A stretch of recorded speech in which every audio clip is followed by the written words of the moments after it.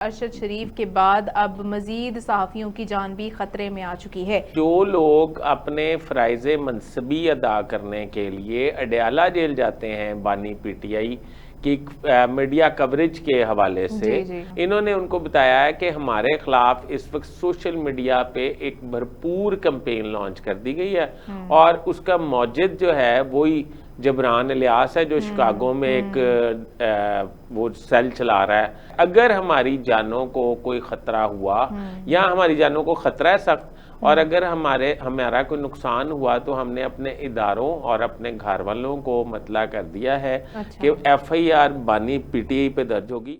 السلام علیکم ویورز، آج کے ولاگ میں آپ کو خوش آمدید۔ میں ہوں فریال وقار اور آپ کو آج کے ولاگ میں پتہ چلے گا کہ مسٹر ارشد شریف کے بعد اب مزید صحافیوں کی جان بھی خطرے میں آ چکی ہے۔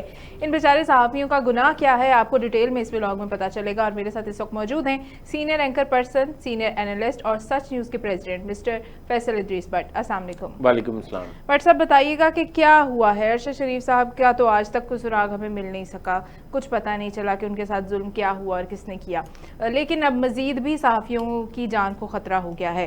یہ کون سے صحافی ہیں اور ان کا کیا گناہ ہے؟ ارشد شریف کے قتل کا ابھی تک کوئی سر پیر جو ہے وہ نظر نہیں آیا، پر فیصل واڈا جو عمران خان کے کافی قریب رہے ہیں اور آج کل وہ اسٹیبلشمنٹ کے قریب سمجھے جاتے ہیں یا وہ تاثر دیتے ہیں، وہ یہ کہتے ہیں کہ جنرل فیض حمید اور عمران خان سے ہی ارشد شریف کا قتل نکلے گا۔ اچھا، تو میرا خیال اس پہ انویسٹیگیشن ہونی چاہیے اور ضرور ہونی چاہیے۔ اگر ناحق ان کی جان گئی ہے تو اس پہ بالکل انویسٹیگیشن ہونی چاہیے اور ان کو تشدد کر کے مارا گیا۔ اب صورتحال یہ ہے کہ جو لوگ اپنے فرائض منصبی ادا کرنے کے لیے اڈیالہ جیل جاتے ہیں بانی پی ٹی آئی کی میڈیا کوریج کے حوالے سے، ان میں ایک جرنلسٹ ہیں احمد بھٹی، ان کا دنیا ٹی وی سے، دنیا گروپ سے تعلق ہے۔ اس میں دوسرے ہیں ایکسپریس سے تعلق ہے عمران اصغر، تیسرے ہیں صداقت علی جن کا سنو ٹی وی سے تعلق ہے، چوتھے ہیں یاسر حکیم جن کا تعلق سما ٹی وی چینل سے ہے۔ اس کے علاوہ شبیر ڈار کا بھی نام پیچھے نہیں رکھنا چاہیے، جنگ سے ان کا تعلق ہے، جنگ گروپ سے۔ یہ پانچ لوگ وہ ہیں جو بانی پی ٹی آئی کی کوریج کرتے ہیں اڈیالہ جیل میں، ان کی غیر رسمی گفتگو کو رپورٹ کرتے ہیں واپس آ کر۔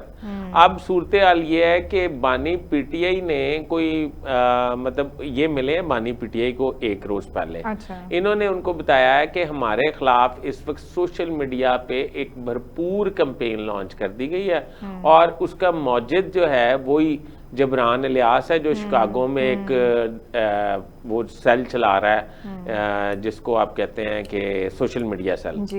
تو یہ جو لوگ ہیں ان کا یہ خیال ہے کہ ہمارے خلاف کمپین جو لانچ کی گئی ہے، اگر ہماری جانوں کو کوئی خطرہ ہوا یا ہماری جانوں کو خطرہ ہے سخت اور اگر ہمارا کوئی نقصان ہوا تو ہم نے اپنے اداروں اور اپنے گھر والوں کو مطلع کر دیا ہے کہ ایف آئی آر بانی پی ٹی آئی پہ درج ہوگی۔ عمران خان نے اس بات سے اللہ تعالیٰ کی اظہار کر دیا، گھبرا گئے ہیں۔ جس طرح کہ آپ کو پتا ہے انہوں نے ٹویٹر پہ ایک بہت بولڈ پوسٹ لگائی کہ جنرل یحییٰ کا نام لیا اور ایسی بولڈ پوسٹ لگائی اور کہا کہ آئینی ترمیم سے پہلے لوگ نکلیں۔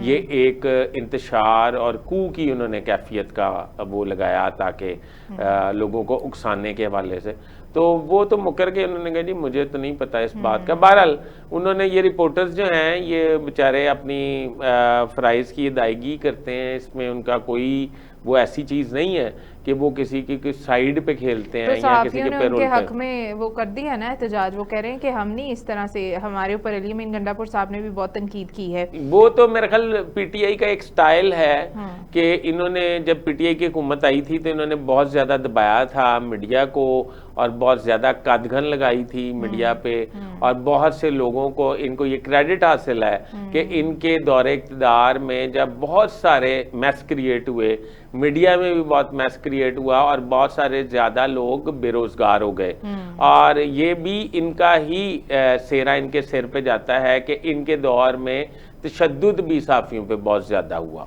ठीक है अमर साहब, बहुत शुक्रिया आपकी कीमती इन्फॉर्मेशन के लिए। अपने व्यूअर्स से इजाज़त चाहेंगे, हमारे चैनल को सब्सक्राइब कर लें, वीडियो को लाइक शेयर और कमेंट कर दें। खुदा हाफिज़।